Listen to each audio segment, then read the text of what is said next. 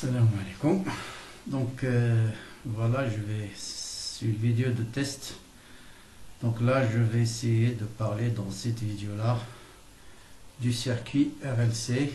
Bien sûr, c'est une vidéo qui est destinée aux étudiants, aux élèves plutôt, qui préparent leur baccalauréat. Donc, c'est une modeste contribution. J'espère qu'elle va aider les élèves à pendant leur préparation au baccalauréat. Donc aujourd'hui, je vais parler du circuit RLC. Donc c'est un résumé de cours. Vraiment ce qu'il faut savoir sur le circuit RLC régime libre. Et après, on va faire bien sûr des exercices des anciens baccalauréats demain, Inch'Allah. Donc allons-y donc. Voilà, donc circuit RLC régime libre. Donc, qu'est-ce qu'on entend d'abord par régime libre? Un régime libre ou bien un circuit RLC il dit en régime libre lorsqu'il ne subit aucun apport d'énergie après l'instant initial. C'est-à-dire, voilà un circuit RLC. En général, qu'est-ce qu'on fait? Donc, vous avez un circuit, vous chargez par exemple le condensateur, il est là, vous chargez le condensateur, ou bien la bobine, l'un des deux. C'est-à-dire on met l'interrupteur en position 1. Donc souvent, dans les exercices du circuit RLC, on passe toujours par une première étape. On vous dit, on réalise le circuit RC ou bien RL. C'est-à-dire, on charge soit le condensateur, soit la bobine. Ensuite, on va permuter l'interrupteur en position 2. Ici, dans ce cas-là, qu'on parle d'un circuit RLC régime libre. Pourquoi? Parce que vous voyez, maintenant, un circuit RLC n'est lié à aucun générateur. Donc, c'est l'énergie emmagasinée, d'accord, quand l'interrupteur était en position 1, qui va être maintenant utilisée, on va la suivre, comment il va évoluer en fonction du temps, lorsque l'interrupteur se met en position 2. D'accord? Et on va montrer, bon ça, j'ai déjà posté la vidéo sur le circuit RC, tout seul, ensuite sur le circuit RL. Maintenant, je pense, vous êtes capable de retrouver facilement cette équation, mais on va revenir sur les démonstrations après. Là, je vous montre juste ce qu'il faut savoir sur le circuit RLC. D'accord? Bien sûr, il faut savoir retrouver cette équation. Et ça, je pense, tout le monde maintenant a l'habitude de faire la loi d'activité des tensions. Vous faites la tension I de C plus I de L plus I de R égale à 0 et vous allez trouver facilement cette équation-là. Bien sûr, les seules relations à retenir, c'est la relation entre le courant et la charge I égale à D de Q sur D de T. La tension au bord d'un condensateur, c'est Q sur C. Et donc à partir de là, vous allez déduire I est égal à C D de UC sur D de T. Et avec ça, vous allez arriver facilement à cette équation, mais on aura l'occasion de la démontrer quand on fera les anciens baccalauréats. Donc voilà d'abord ce qu'on appelle un circuit RLC régime libre, d'accord? Donc souvent, soit on charge le condensateur avec une énergie électrique et on va permettre dans la position 2 et cette énergie va évoluer en fonction du temps, on verra comment. Soit on met la bobine. Et comme vous savez, la bobine, elle emmagasine de l'énergie magnétique. Parce qu'une bobine parcourue par un courant crée un champ électrique, un champ magnétique. Et un champ magnétique transporte de l'énergie magnétique. D'accord? Bien. Maintenant, on va discuter quels sont les trois cas possibles dans un circuit RLC régime libre. Donc d'abord, dans l'équation précédente, vous avez le terme. D'habitude, quand on a fait LC au RC, on avait toujours une dérivée seconde plus une constante ou bien plus UC égale à 0. On n'avait jamais le terme dérivée première. Donc voilà, c'est ce terme qui est nouveau. C'est D de UC sur D de T. Bien sûr, comme UC il est lié à la charge Q, les deux vérifient la même équation différentielle. Et bien ce terme, c'est ce qu'on appelle le terme d'amortissement. Qu'est-ce que c'est que l'amortissement? C'est une décroissance, il amortit, d'accord? Et on va voir que suivant la valeur de ce terme, vous avez trois cas possibles. Ce qu'on appelle un régime où il n'y a pas d'amortissement, ça veut dire R plus grand R est égal à 0. Autrement dit, la résistance totale du circuit il est nulle. Ça veut dire que vous avez une bobine parfaite en série avec un condensateur. Et dans ce cas-là, on a ce qu'on appelle un régime périodique. Vous voyez que la tension aux bornes du condensateur, son amplitude reste constante en fonction du temps. Et bien sûr, c'est un mouvement oscillatoire non amorti. Il n'y a pas d'amortissement, l'amplitude reste constante. Et si on trace I en fonction du temps, on va voir exactement la même chose, sauf il y aura un déphasage. Ça veut dire là où la tension est maximale, on verra que le courant s'annule.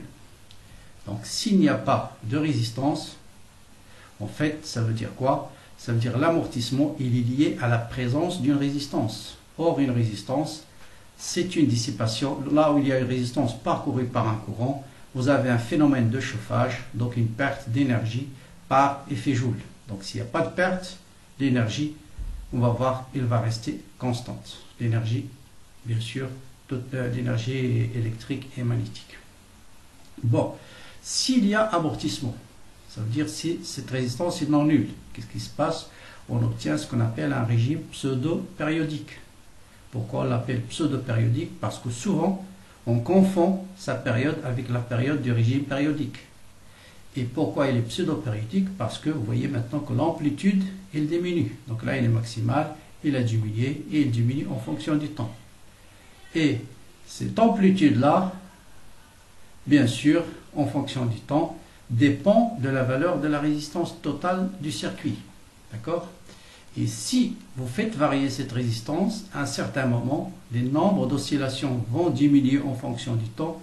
Et pour une résistance critique, vous allez avoir disparition des oscillations.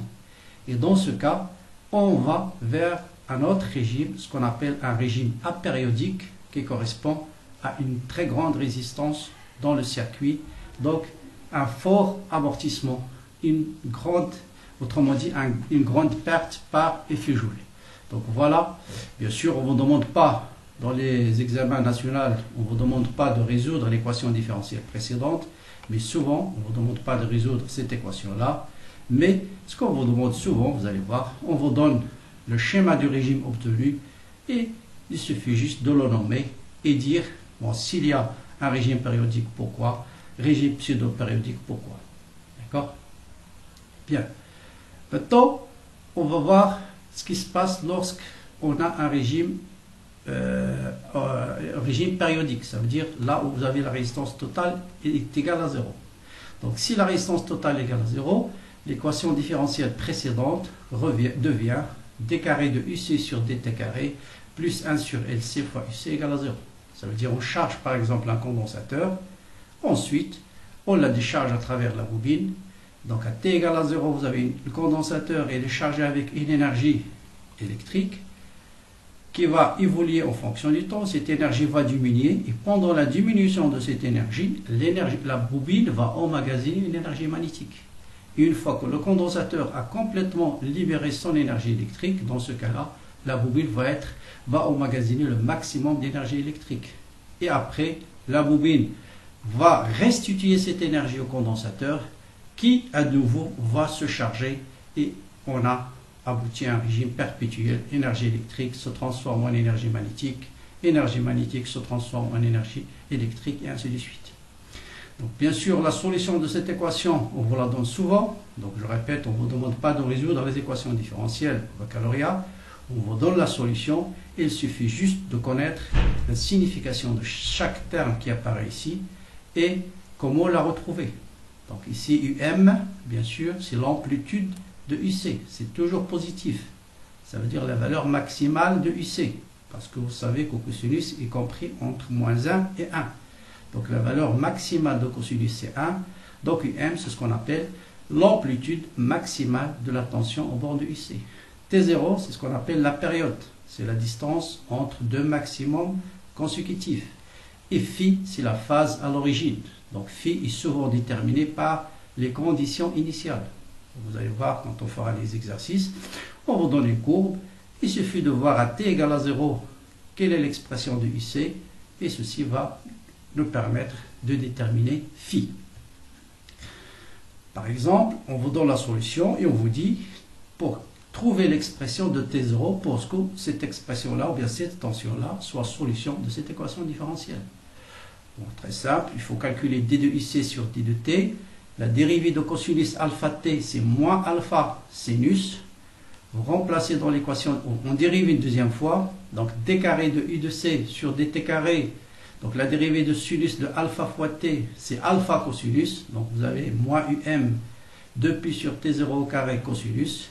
Et vous voyez que um cosinus n'est autre que ic, fois une constante. Donc si je remplace dans l'équation différentielle précédente, on va mettre uc en facteur. Qu'est-ce qui reste? Moins 2pi sur t0 au carré, plus 1 sur lc égale à 0. Ceci est vrai quel que soit t, si et seulement si, bien sûr, ce qui est entre parenthèses, est égal à 0, parce que UC, bien sûr, il n'est pas nul. Donc TC, on va déduire tout simplement que TC égale à 2pi racine carrée de LC. C'est une relation très importante à prendre par cœur. Des fois on vous la donne, des fois il faut la déterminer à partir de l'équation différentielle.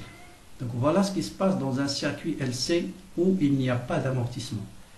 Donc ça, c'est absolument savoir comment retrouver l'équation différentielle et après comment déterminer ces constantes qui apparaissent dans la solution en utilisant souvent des courbes qu'on vous donne. Bien, maintenant, une fois que vous avez l'expression de UC, bien sûr, vous pouvez déduire facilement l'expression de Q et l'expression de I. Donc I, Q, c'est, vous avez UC est égal à Q sur C, donc il suffit de diviser UM par C et on le pose égal à QM. Et si vous connaissez l'expression de Q, on passe à l'expression de I. I, c'est d de Q sur d de T. Vous voyez, donc souvent, au baccalauréat, on vous demande soit l'équation différentielle vérifiée par UC, soit l'équation différentielle vérifiée par Q. Mais vous voyez que on peut passer de l'un à l'autre.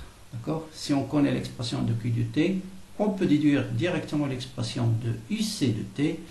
Et par conséquent, là aussi, on peut déduire l'expression de I. Bon, ce qui est important dans cette courbe, c'est de voir que quand la tension aux bornes du condensateur est maximale, le courant il est nul. Hein? Vous voyez, le courant il est nul. Vous avez un déphasage de pi entre le courant et la charge. Et ça, on va voir son effet sur l'énergie magnétique et sur l'énergie électrique. D'accord? Bienvenue, monsieur Bouzid. Donc voilà, donc c'est monsieur Bla qui nous suivent. Bon, j'essaie de m'occuper un petit peu pour donner une modeste contribution aux élèves du baccalauréat qui sont en ce moment en pleine préparation. Bon, voilà donc la tension I de C et le courant. Donc notez bien, la tension et le courant, il y a toujours un déphasage et ça va avoir un effet très important sur le comportement de l'énergie magnétique et de l'énergie électrique. Donc voilà, on va le voir dans le transparent suivant. Vous voyez, on va cette fois-ci étudier l'échange d'énergie dans un circuit RLC. D'accord? Toujours sans amortissement, là où la résistance elle est nulle. Donc je vais présenter toutes les courbes. Voilà. Maintenant, en rouge, vous voyez, là en rouge, c'est la tension au bord du condensateur. En vert, c'est le courant électrique. D'accord? Donc la tension, l'énergie emmagasinée par un condensateur, c'est 1/2 C fois UC au carré. Donc si vous multipliez UC, la courbe en rouge au carré, bien sûr la partie positive va devenir, la partie négative, il va se transformer en une partie positive. C'est pourquoi, d'accord, la courbe de l'énergie, vous avez uniquement des parties qui sont positives. Ok? D'accord? Voilà. Donc, et le courant, là, ce qu'il faut remarquer surtout, donc bien sûr, on a dit que l'énergie magnétique, c'est 1/2 Li carré, l'énergie électrique, c'est 1/2 C fois IC au carré, et l'énergie totale, c'est l'énergie électrique plus l'énergie magnétique. Maintenant, vous remarquez ces deux courbes-là. Vous voyez que si I de C est maximal, ça lui correspond à un courant nul. Maintenant, si vous regardez l'énergie, c'est UC maximal, vous avez une énergie électrique. Si le courant est nul, l'énergie magnétique est égale à quoi? C'est égal à 0. Pourquoi? Parce que le courant est nul. Et ça, on le voit sur la courbe qui représente l'énergie en fonction du temps.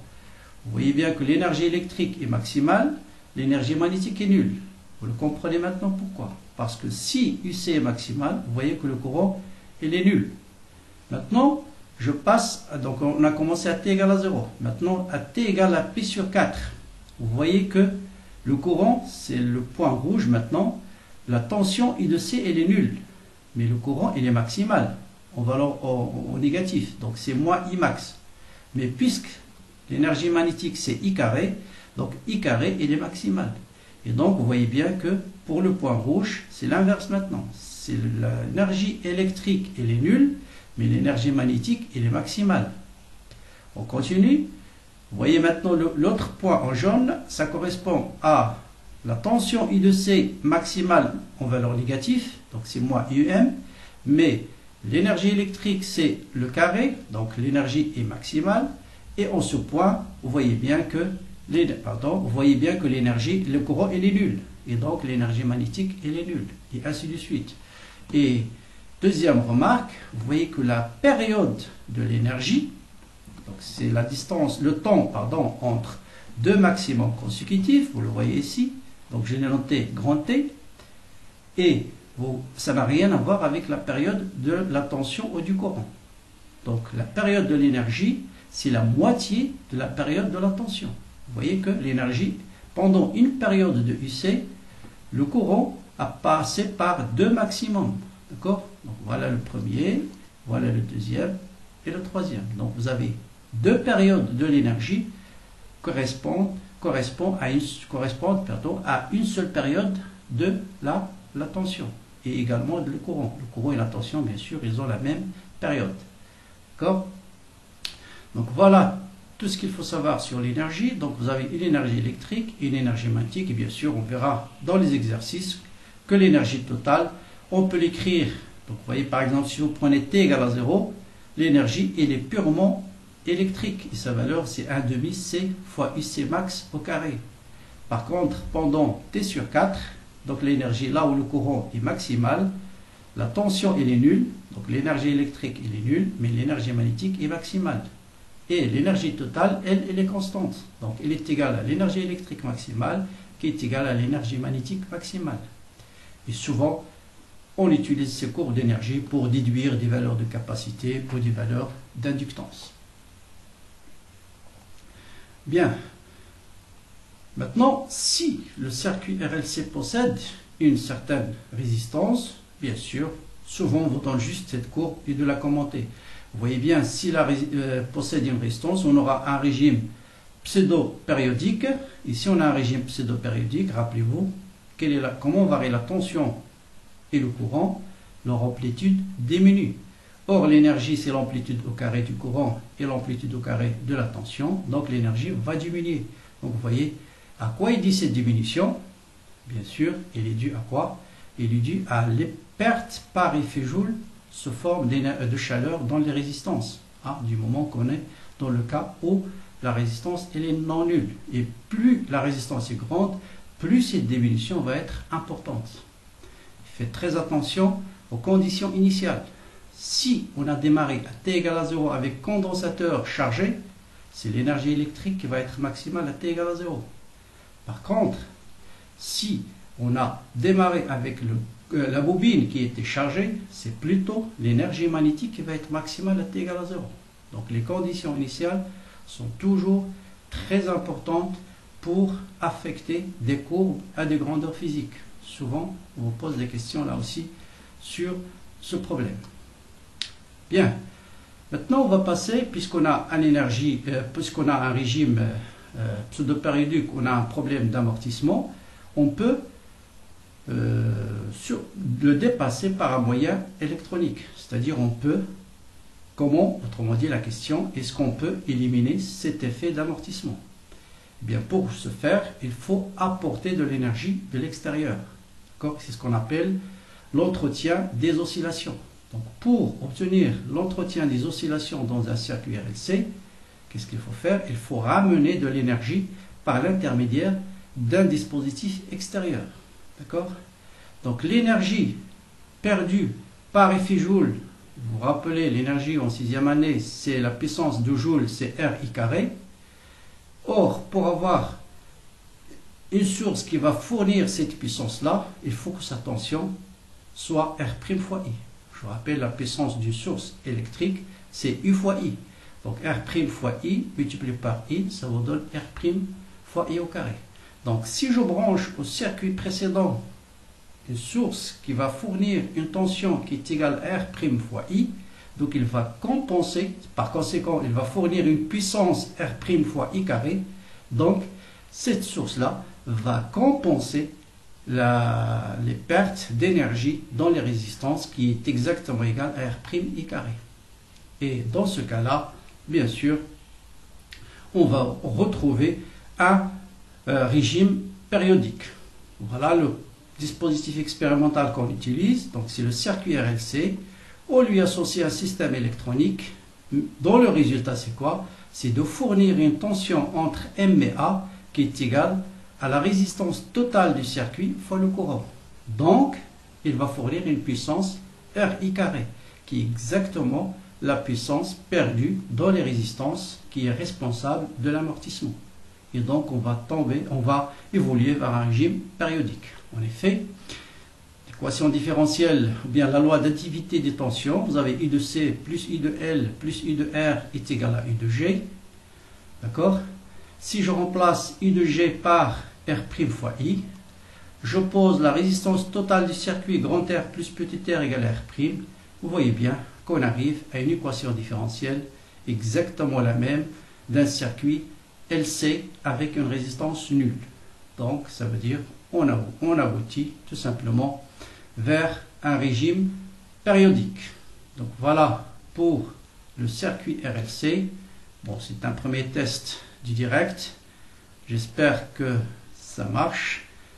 Donc bien demain, si vous voulez, on fera, ou bien peut-être oui, demain ou tout à l'heure. Allez, tout à l'heure on va faire appliquer, je vous donne une demi-heure pour revoir un peu la vidéo et on va appliquer tout ça pour, par exemple, faire le baccalauréat 2010. Allez, on va vers des baccalauréats, des anciens baccalauréats, parce que quand j'ai feuilleté les sujets de baccalauréat, je trouve que les anciens sujets sont beaucoup plus pertinents. Il y a beaucoup de physique et au fur et à mesure que les années évoluent, bien sûr, on tend vers des sujets de plus en plus faciles a priori. D'accord? Donc à tout à l'heure, on va faire le baccalauréat 2010. Donc télécharger, ou bien je vais mettre le lien bien sûr sur ma chaîne YouTube pour télécharger l'énoncé et on fera une application de ce résumé. Donc à très bientôt pour une autre contribution.